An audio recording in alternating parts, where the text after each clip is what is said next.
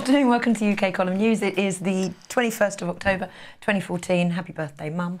And myself, Louise Collins, Brian Garish and Nick are here in Plymouth. And apologies for the technical issues, but Mike came down and sorted it all out, so we're here. Yeah, we are. Not sure about the weather. It's been pretty blowy, squally with heavy showers here in Plymouth. And most of the reports across the country are grey, but some periods of sunshine. If you're suffering anything different, perhaps you'd let us know and we will mention it tomorrow. Okay. How does that work? I'm not sure. Well, protests, of course, we see that the Lib Lab Con is driving Britain towards breakdown. This is so that the new government regime, a totalitarian regime, can be installed. What do you need to achieve this? You need people on the streets. You do. Over to you. Okay, so since Friday night, hundreds of people have been assembled at Parliament for a 9-day occupation. Occupy Democracy are holding assemblies and talks on social, economic and environmental issues. I think this is great. What has concerned me is that you have a look at this article here on Counterfire, and they are saying that there have been speakers coming along. One of those speakers are none other than Russell Brand. Now, we've talked a lot of Russell Brand, his connections, his tattoos, his girlfriends, his wife and his fortune. And this greatly concerns me because there are all these good people turning out to support something, to make a good change.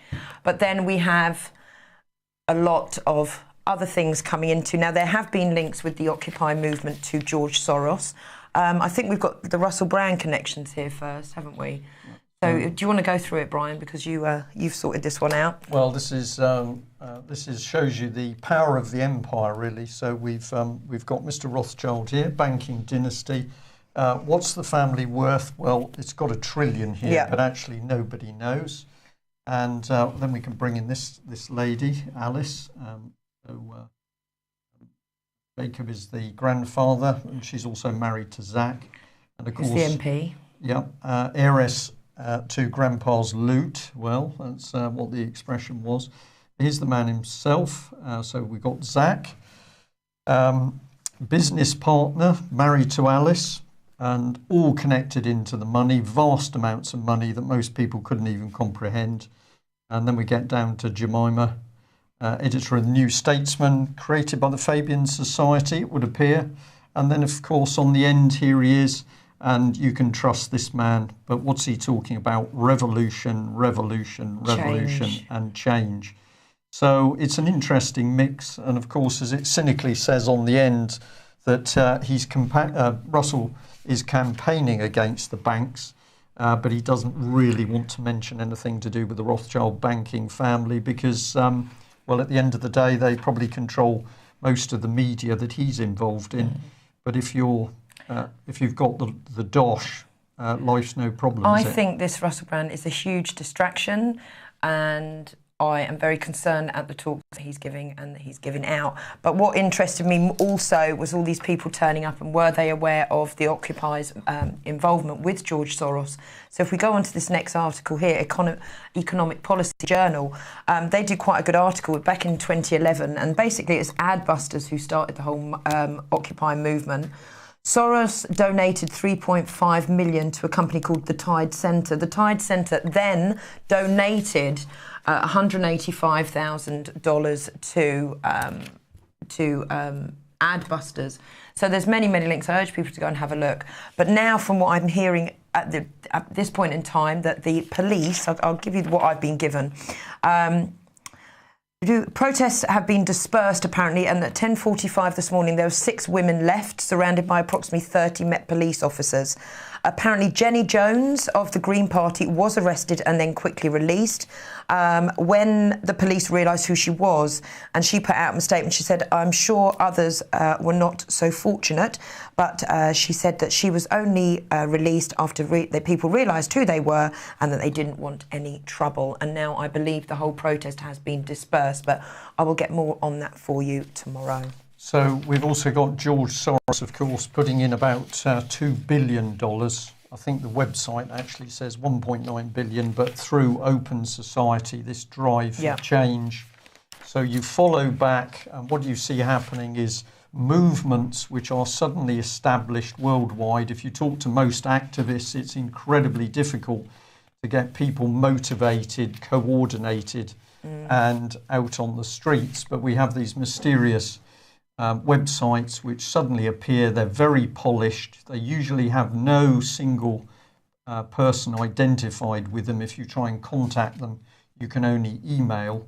And if you dig into these, you start to find the connections with these very, very powerful banking interests. Reset was another one, wasn't it? Reset is ongoing. Is Lou, ongoing. So we're Is going to another say one, yeah. is another one. And perhaps we should come in at a different angle, because if there's protest on the streets, you might expect to see unison. And just have a little look at this, because sent through to us this morning, and our viewer pointed out that if you take a look at Unison, you come upon Dave Prentice, the General Secretary, highest elected post in the union. He speaks up for Unison members, campaigns for public services, and leads the union. What a great man he is. Make sure we know who we're speaking about. There we are. Well, surprising connection, because if we hop across to the Bank of England and have a look at the Court of Directors, very fancy name for these immensely powerful people who are all involved in the private financial industry, now given a post to run the nation's finances. Who do we find? Where is he? We should be able to highlight him. We just find the same Dave Prentice, General Secretary of Unison. Wow. So what is this man doing? He's campaigning for the ordinary man and woman literally on the streets. He's saying he's looking after their interests. But when he isn't looking after their interests, he's hopped across to the other side, and he's working with these immensely powerful and wealthy and totally unaccountable people.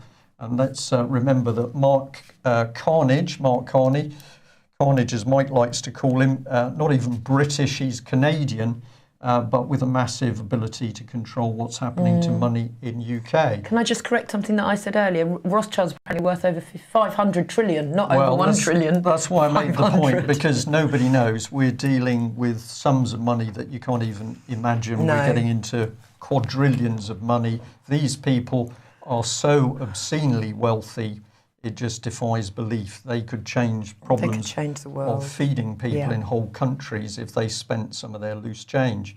So we just hop back to Unison so that we see the full flavour of it. But here is this man saying that he's proud to march for fair pay. And he says that marching under the banner of Britain needs a pay rise, we sent a powerful message to the government. Our members did not cause the recession. They didn't cause the banks to fail. And it is completely unfair that public service workers have been forced to bear the brunt of austerity.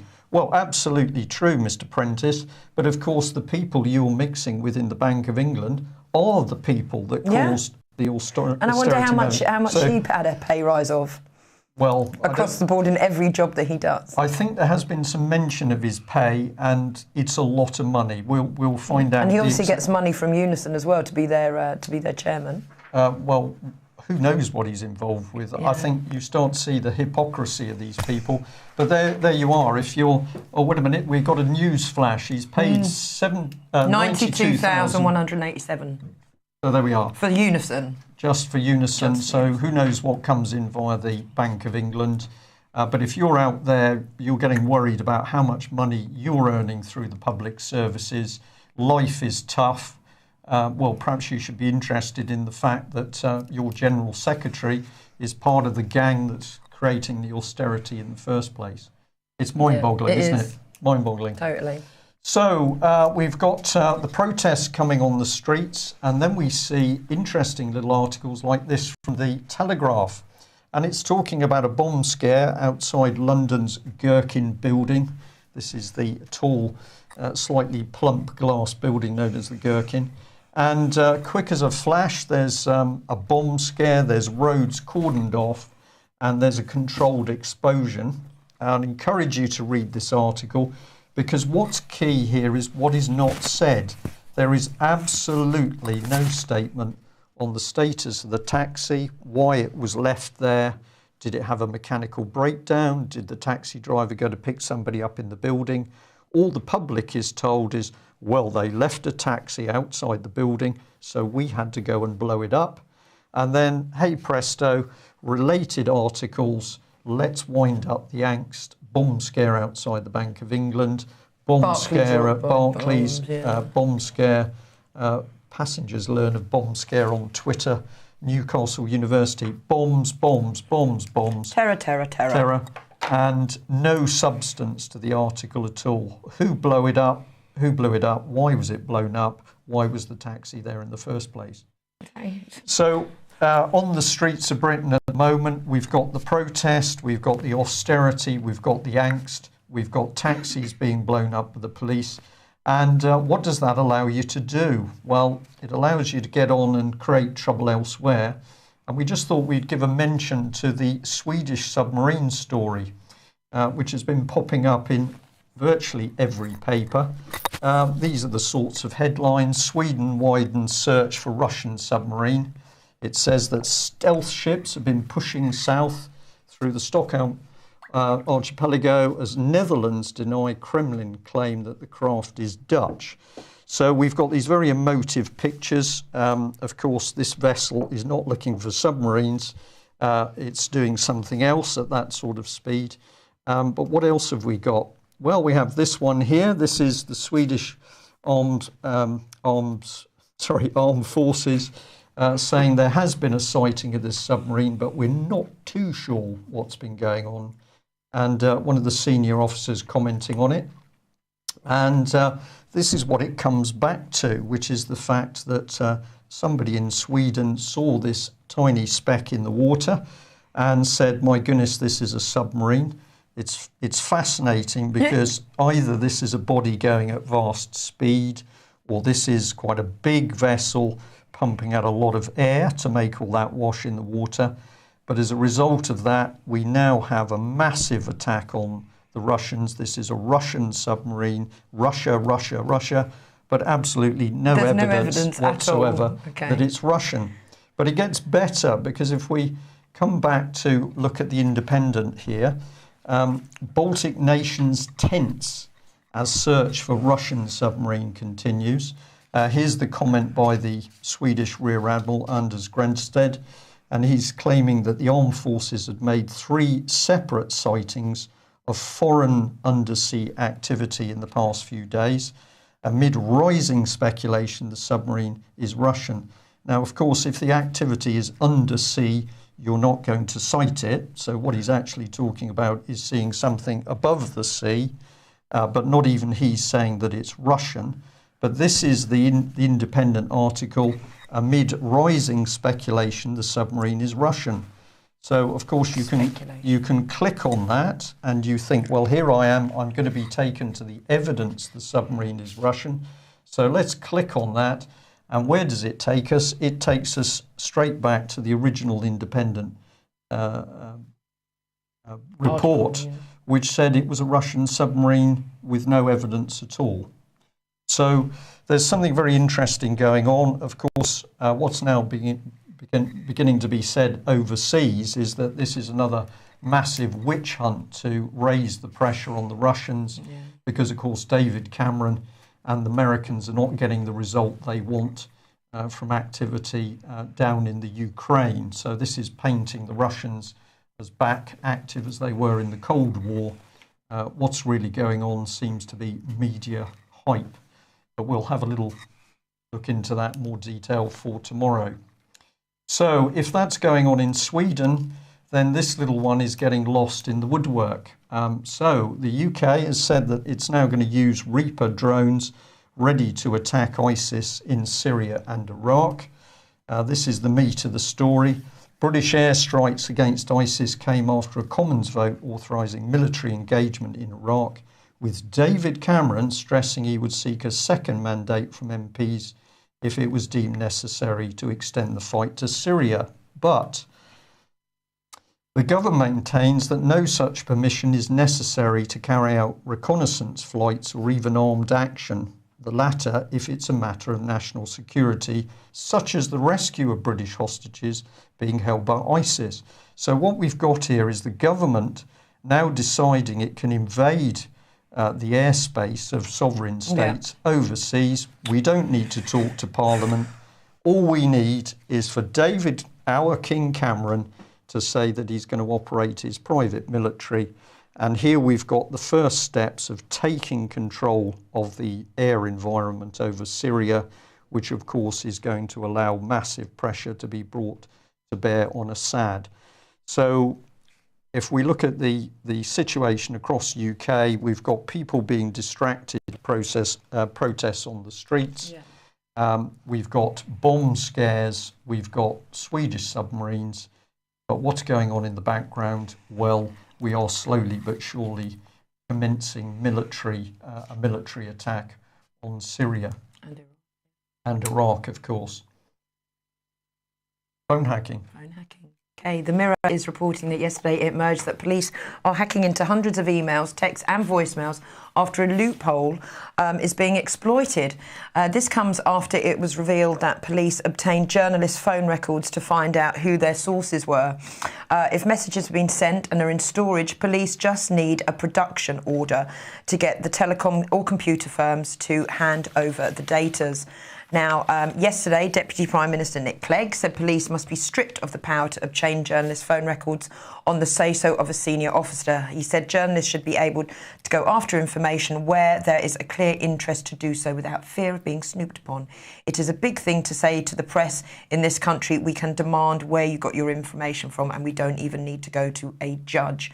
And there was done a poll in the Mirror, and 85%, it's probably gone up since then, 84% have said no to police having special privilege to snoop on journalists. The key bit, Louise, is the police have done it anyway. They've just gone on and done it, which effectively is breaking. And they're still doing it. They're still doing it. They're breaking the law. And where's the policy coming from? Well, the policy is coming from ACPO, which of course is a private company in the first place. So private companies controlling the police breaking the law, certainly as they did around Ian Puddick, unleashing counter-terrorist teams on Ian's business and private house. And suddenly we seem to have a few journalists beginning to wake up. The thing is, it isn't just journalists. This could happen to anybody. They can use this loophole to actually bug in on anybody at all. Absolutely, if they're not watching. Yeah, if they're not watching, exactly. Okay, this is an article that Pippa King sent me this morning. Thank you, Pippa. And it's actually an article back from May of this year, but it's worth everyone being reminded of it. It's about the Department of Education allowing schools to use top-of-the-art surveillance equipment, supposedly to crack down on drug dealing within schools. May of last year, 2 schools in Herefordshire, 1 in Liverpool and 1 school in Waltham Forest took up the offer from WatchBod to install cameras in schools.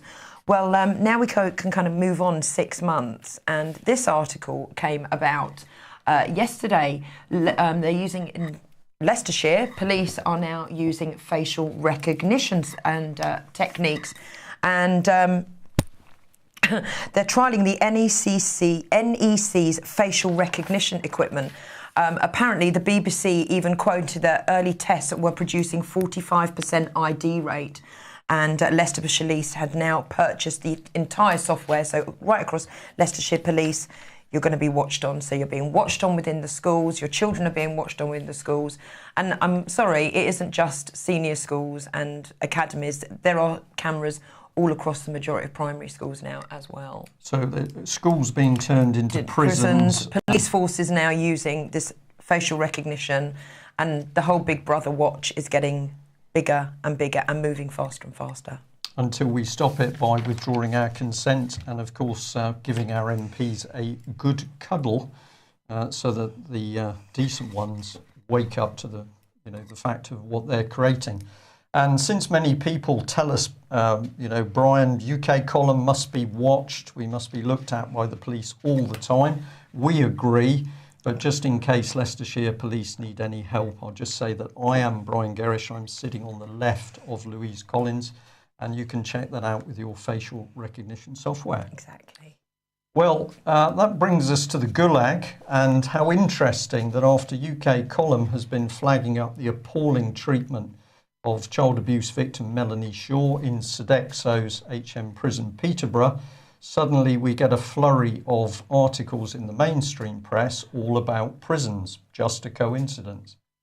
So we'll start off with The Guardian here, and they're going straight for the jugular that prison whistleblowers in England and Wales are being threatened with dismissal. This is another good story, which I encourage you to go and read for yourselves. But the picture there is of a lady prison officer. She discovered things were not right in Lewes Prison, so she decided to speak out to the local press. And that has now raised a raging reaction where the state wants her to be shut up as soon as possible. So all sorts of things being mentioned. This is part of the article. Whistleblowers in the prison service in England and Wales are being threatened with dismissal for raising serious concerns about their ability to keep inmates safe and their fears over soaring levels of violence. The attempt to silence staff has been condemned by a Conservative Member of Parliament, notice no name there, who was approached in confidence by a number of officers working at a prison in his constituency in the summer. Now, that business about keeping inmates safe is very important because however dangerous, unpleasant or violent a prisoner is, once they're in prison, they are totally helpless. They have to rely on the state to feed them, care for them, protect them even from other prisoners. So that is not something we should be mocking. No. That is our responsibility for people who have been sentenced and imprisoned. Well, of course, the Ministry of Justice said it's completely untrue to suggest that any member of staff raising legitimate concerns will face disciplinary actions. Any concerns raised by staff members are taken extreme. So this is the normal waffle by the Ministry of Justice. And we just bring you back to HM Prison Peterborough, this Sodexo French company making profit out of British prisoners. We know from what's been said to us already that there are members of their staff too frightened to speak out about abuses going on in that prison. Yeah, and we know the staff are watching there, and they should be brave. Well, some of them are brave, and we will also say, since we reported a lot of bad things about HM Prison Peterborough, we know that there are some extremely good staff in that prison, and indeed some staff who were prepared to risk coming under pressure to try and help Melanie. That's good news.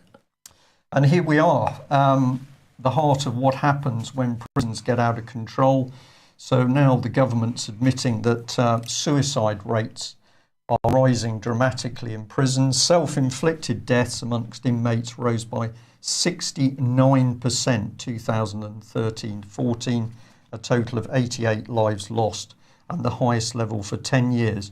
And of course, whilst Melanie Shaw was in HM Prison Peterborough, she was talking about suicides taking place and people jumping off second floor balconies, resulting not in death but broken legs. This is the appalling state of prisons under the Lib Lab Con. And of course, the BBC can't sort out child abuse in its own organisation, but it's going to report problems in other sectors of society. So widening cracks in the system. And we will mention Melanie. We do ask anybody who would like to support Melanie and can get to Nottingham on the 28th of October. That's the start of what's booked as a 3-day trial. Remember, the CPS spending your money, public money, to bring this lady into trial. To date, it doesn't appear any substantive evidence against her. But if you can be there to support her, of course, the public present in the court makes a huge difference. And we'll mention as well Robert Greene. He's now on somewhere around his 154th day of what we call house arrest.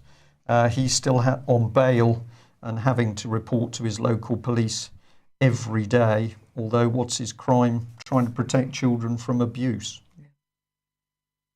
silence. I know. We say it every time, and there isn't any words to say it. There's nothing you can say.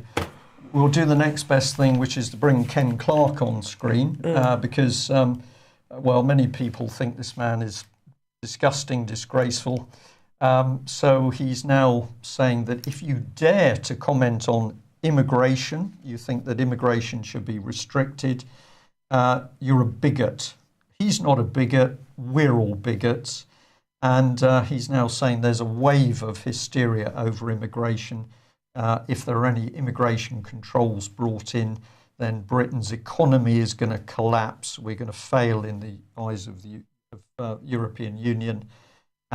What is this man about? Well, if he wants to play the slagging game, I can call him some names. Well, yeah, we could do, but we're not going to do because it's UK column. But we just want to remind people that this is really what this man is about. So he's the bigot, but he wants to run secret courts where people go in to be tried in secret by an appointed judge. This is a very, very dangerous man. And clearly, by the amount of time he gets in the press, he's controlling a lot of things. Is this part of it, we wonder? So we've got a policeman here who says that the police can't do anything with paedophiles because there's simply too many of them coming out the woodwork. So Mr. Bristow, who doesn't really know how many child victims there are, is saying 50,000 people are accessing indecent images of children each year. The police can't arrest them. Well, I don't know why not, because the police can arrest people who are making Twitter comments. Exactly. Yeah, so you can make... And loads are going to be let off the hook, aren't they? Yeah, you can make a Twitter comment and you're picked up instantly, but the police can't actually do anything once they've detected somebody. So what is this about? I don't know. Exaro, we've reported this before, but in light of the child abuse inquiry, we're going to bring this up again. Lord Britton has left his vice chairman job at UBS Investment Bank. Maybe they'll put him on the Bank of England now. Yeah, they're saying that UBS vice, he stepped down as UBS vice chairman. Apparently, it was actually 2 months. 2 months ago, and he was handed the lost. Sorry, it wasn't 2 months ago. After 2 months prior to that, it being exposed that he had the dossier of the VIP Westminster paedophiles. In June, Leon Britton was interviewed under caution over an alleged rape. He was named by Salman Danzig as the man Jeffrey Dickens handed the lost dossier to. But apparently, according to Azaro, if you try and email Mr. Britton at UBS now, you just get an automated reply saying he no longer works there, and apparently UBS are refusing to comment on why he is no longer all of a sudden not working there. So mucky mix with people in powerful positions and the banks, and well, enter Theresa May, because we've now got the statement about the supposed inquiry into child sexual abuse. We are saying that Theresa May is announcing the most transparent cover-up of child abuse in British history. This is part of her statement. And she's appointed the panel members to the independent inquiry panel of experts, which will consider whether public bodies and other non-state institutions have taken seriously their duty of care to protect children from sexual abuse. So this inquiry is nothing to do with investigating the abuse of children and how to protect children. It's to see whether public bodies might unfortunately have failed. And then, of course, she says that we should rely on this team of experts, excuse me, Sharon Evans, Ivor Frank, the list goes on, with, of course, Fiona Woolf, CBE, who is going to carry out a robust and thorough inquiry. So let's have a look at the wolf in children's clothing. We're saying straight off that this is an absolute cover-up from start to finish. But Exaro were twittering a lot of detail this morning, so we've summarised it. Thank you, Exaro.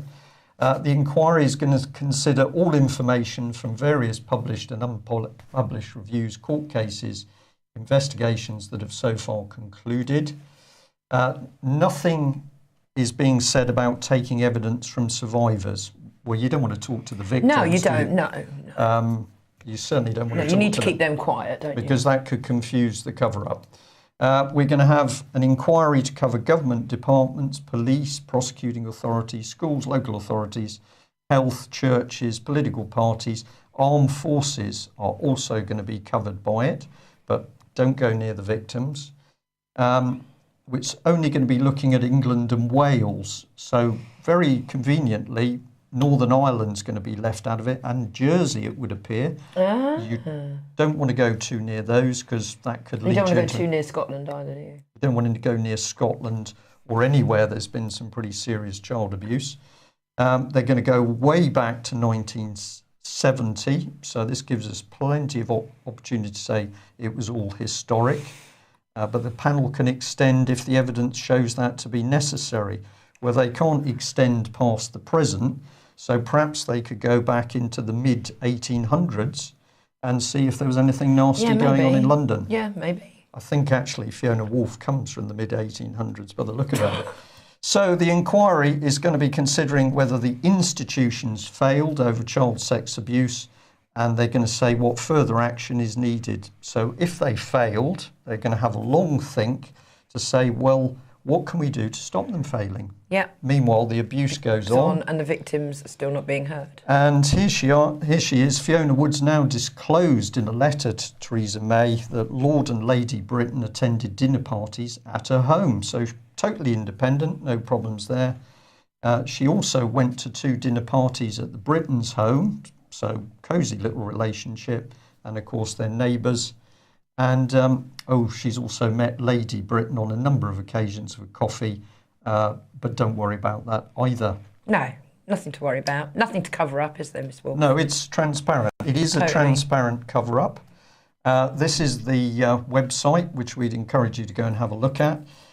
So all the details here, but this is what intrigued us, because this inquiry is itself linked to organisations such as the NSPCC and NAPAC, who many victims say either failed to help them, or some of the victims allege that the abuse was carried out with the blind eye from these charities. So who is going to be investigating NSPCC and others? Because NSPCC boasts that it works with every child protection team in the country. It's got its Royal Charter, which we were talking about yesterday. And now here they are, part of the independent panel inquiry. I mean, first of all, we contacted all of these people to try and get help and support from Mel. Did we not? Well, NSPCC didn't want to know. They got quite aggressive on the phone. NAPAC weren't great either. Well, they got pretty aggressive also, and I have reason to believe that NAPAC wrote a letter to Melanie Shaw, in which they weren't very happy that she maintained they hadn't helped her, but more on that in due course.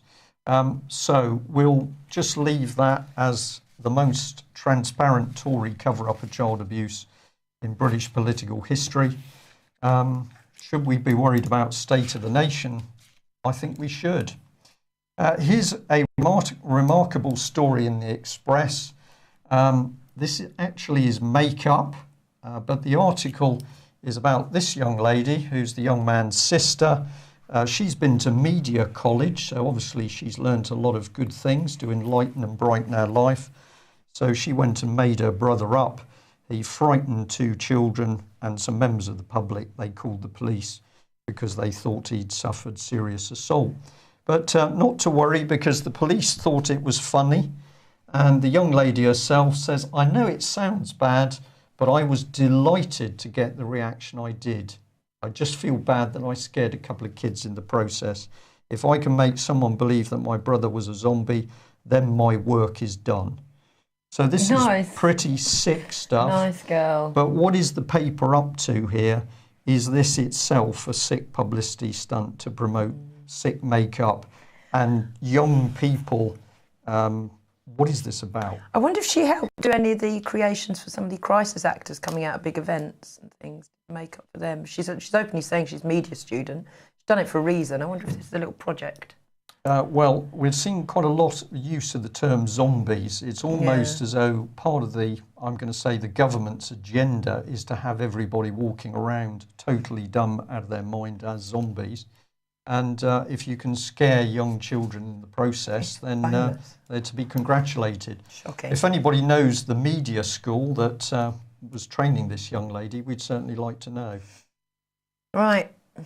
Okay, this story, Breaking Bad. Don't know how many of the viewers and listeners have heard or watched Breaking Bad, but it was a TV drama series that was on over in America, and I think you can pick it up on Netflix over here, about a school chemistry teacher, hard up on his luck, ends up producing crystal meth, teams up with a young guy. It's full of drugs, sex, violence, and, well, Toys R Us are selling a doll. And here they are. Here are the dolls, complete with the meth suits. So this is the main character. Here we go. And they're the two characters from the film on the other side. If you go to the next one, those are their little outfits, their meth-making outfits. And there you go. And these are being sold to children in Toys R Us in the States. Not sure if they've got over here, but how nice is that? Well, Shocking. we just say to people, perhaps if you use Toys R Us, you might think of not using Toys R Us, but decision is yours, of course. Okay, going to do a lot more on this tomorrow. Time for a glass of water. Yeah, time for a glass of water. Ireland legislation, Irish Water are relying upon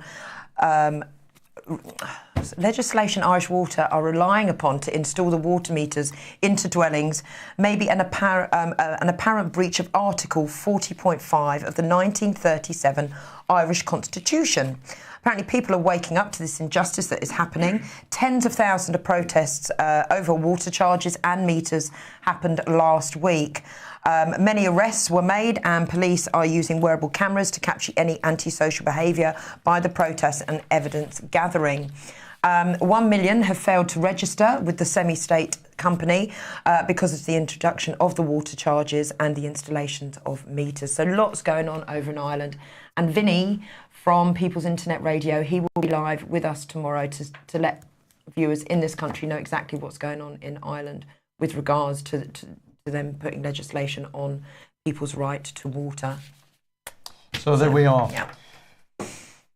It's getting increasingly obvious to watch what's happening in this country, which is organised, orchestrated breakdown of politics in society. We've got to get a change in Westminster, and that change, in our view, needs to include the removal of the main political parties and certainly the whips. We need to get decent men and women back into Westminster to start the turnaround. Is it possible? We think so. If you haven't already done it, you might like to join us at the British Constitution Group conference, which is Saturday, the 1st of November. Tickets are selling quite quickly now, so do get in time. We'll be talking about what is going on in the country and what we can do about it. And of course, on the Sunday, we're also teaming up with people talking about health and how to look after yourself and protect your health. Yeah, he was on my show again, Dr. Graham Downing, on Monday. Good. He was brilliant. I think we're going to be playing it out this week, actually, on the show on here. So excellent. Thanks a lot. If you can't think of what to do with yourself this afternoon, you may consider tweeting, writing emails or letters to MPs or people within local authorities pointing out what is going on. Be professional, be polite, you can be robust as well, but action conquers fear. So don't sit there fretting, get out there and do something. Thanks for joining us. Bye. Bye-bye.